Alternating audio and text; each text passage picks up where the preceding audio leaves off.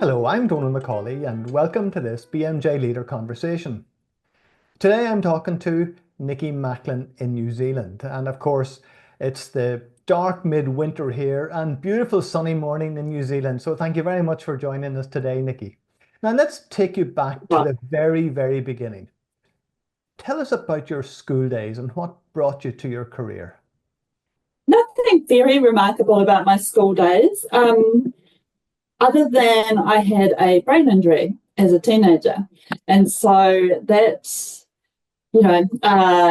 kicked off kind of my life choices in a way. I had a brain injury as in rehab for that for a couple of years. And during that time, the occupational therapist that worked closely with me made a huge difference in my life. And really, if I hadn't had her advocating and pushing for me, especially in terms of within my school environment, there's no way that I could have gone on to university.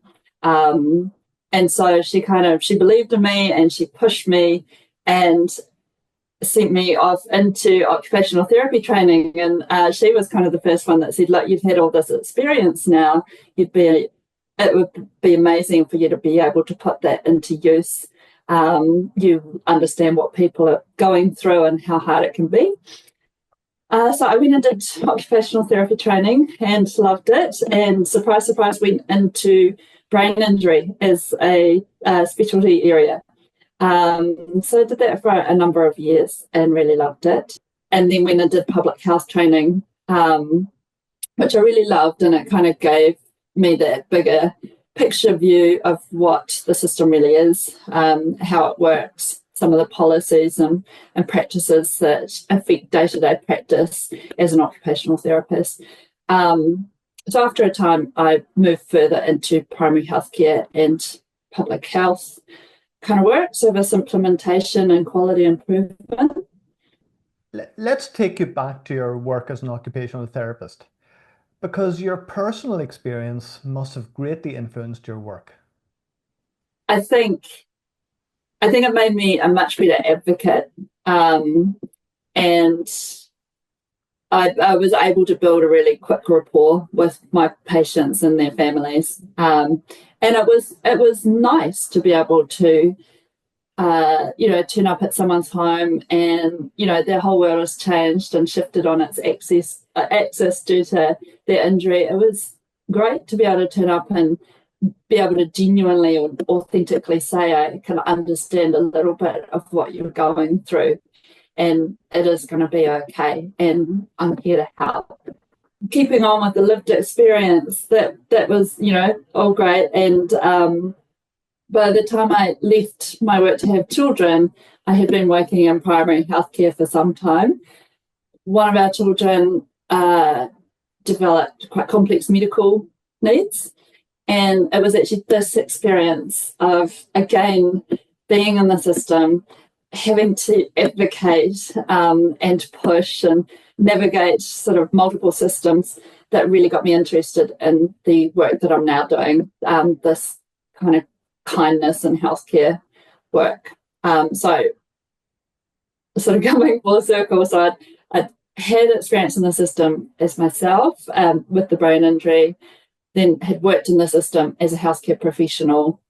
I'd done some policy and service implementation level work, got back into the system with my own child this time, and I became really curious as to the impact that kindness has on patient outcomes. So as a family, we notice both the presence and absence of kindness in our care.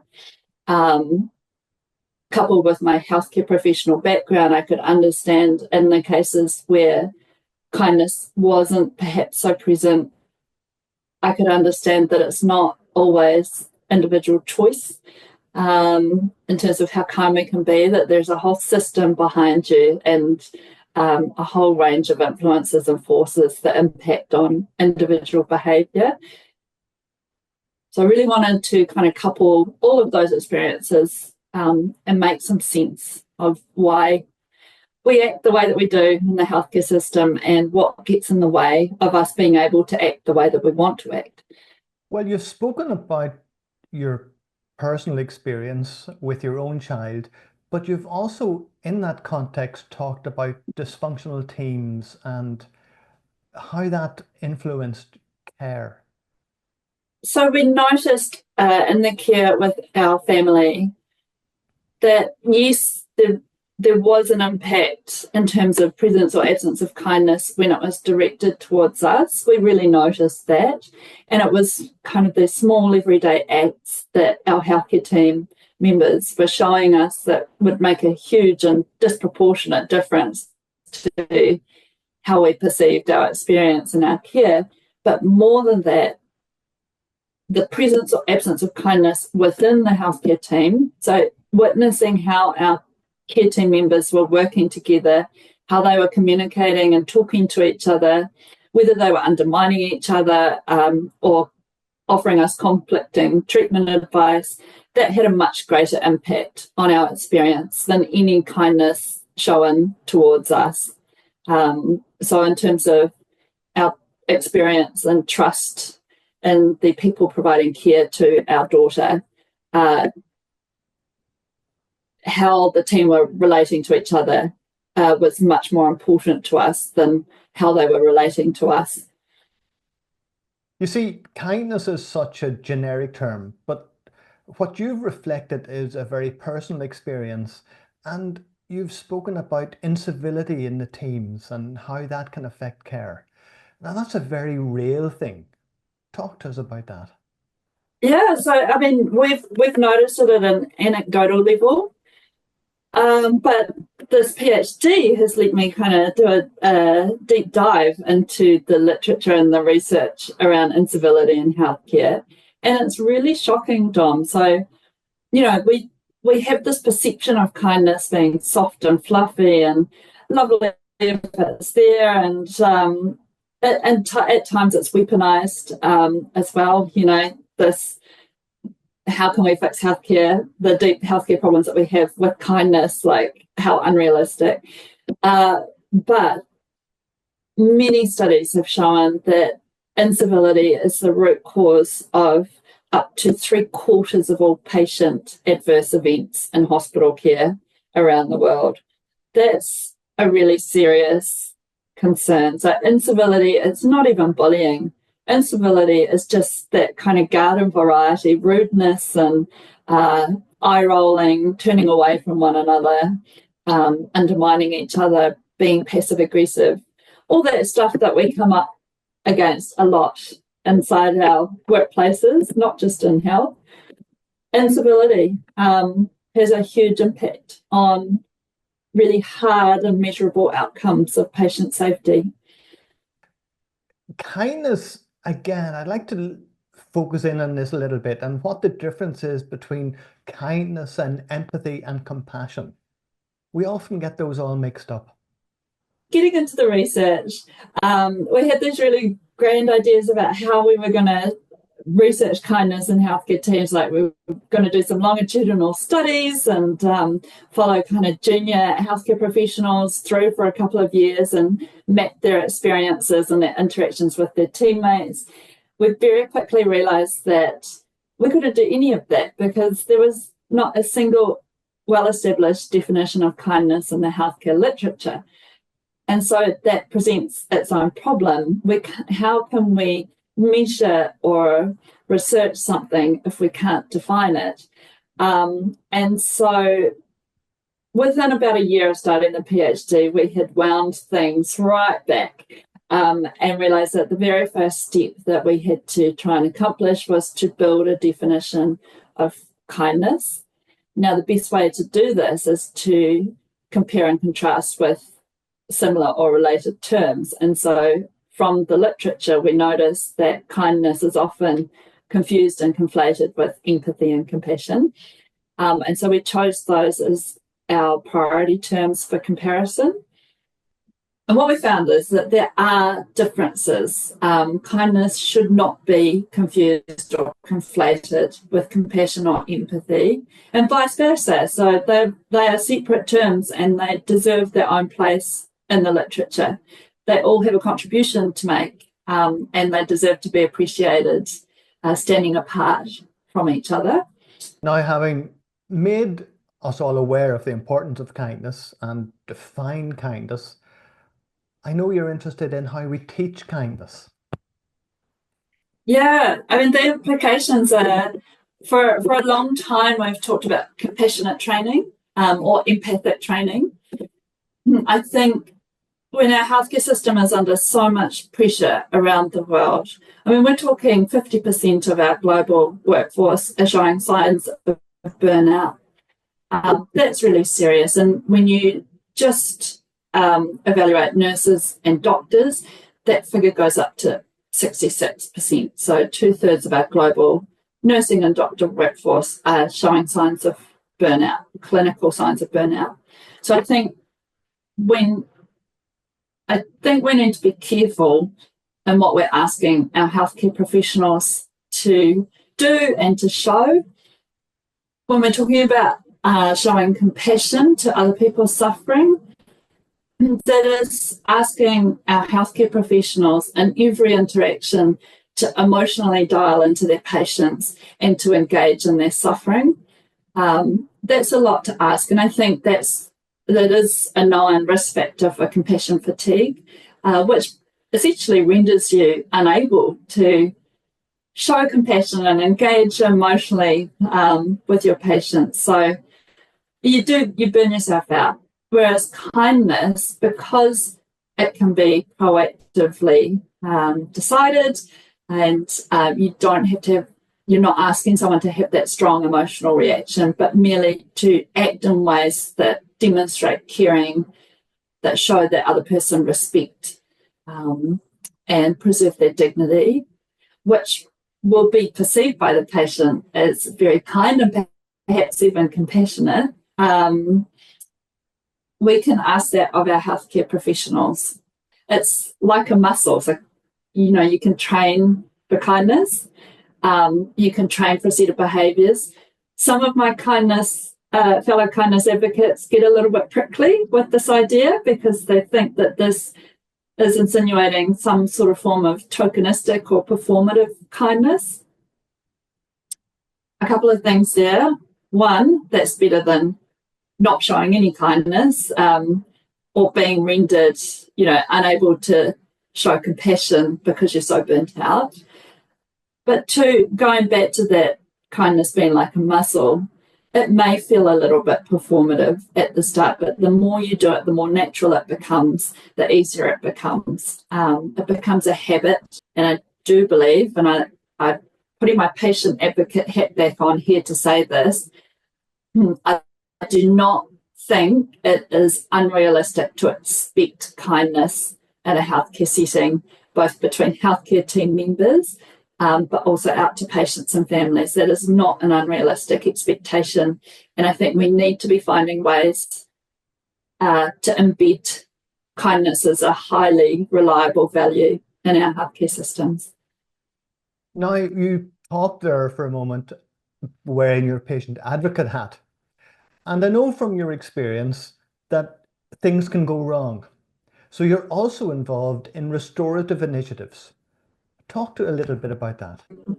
Again, it's funny. I mean, I am on the board as a patient representative, but I also feel very keenly for the project because of my healthcare professional background.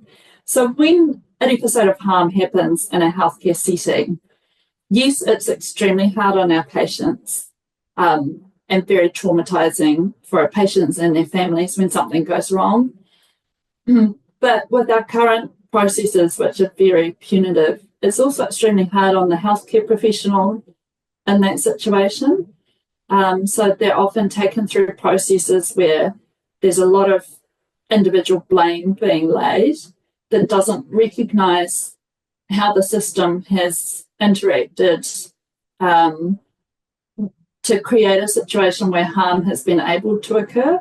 So whether it be through, a lack of supervision or unsafe working conditions, so skeleton staff, not having a team member and backup, having a psychologically unsafe environment where you're not comfortable asking for help. So you proceed anyway, even if you're not sure what you're doing. There's all these systemic influences that lead to healthcare harm, and yet our disciplinary processes tried very hard to lay that blame at the individual's feet. It's not often that the influence of the system is fully recognised. And again, that's very hard on the healthcare professional. It's not a transparent or realistic process for the patient and family to go through either. It's not helping them to understand how the system interacted that led to the harm. And if we're not acknowledging the systemic processes behind healthcare harm, then we can't address them.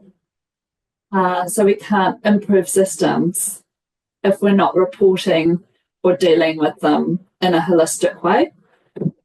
So the work there is really, when healthcare harm instances happen, there's a process that you can go through that respects both the healthcare professional as well as the patient and family. It's about getting people in the same room and sharing the power in terms of being able to share their perspectives and their story, being listened to, and having that process work through in a way that restores people's, what we call in New Zealand, mana, dignity. So in a way that restores people's dignity and allows people to move on. So it's removing that punitive approach, and it's trying to increase the democracy and also the transparency in terms of the role of the system. The other thing, the reason that we do it this way is because as patients who experience harm, we know that often they don't want to see their healthcare professional punished. That's not why they make the complaint. They don't want the big stick shaken at anyone. They just want the system to change so that it doesn't happen to anybody else.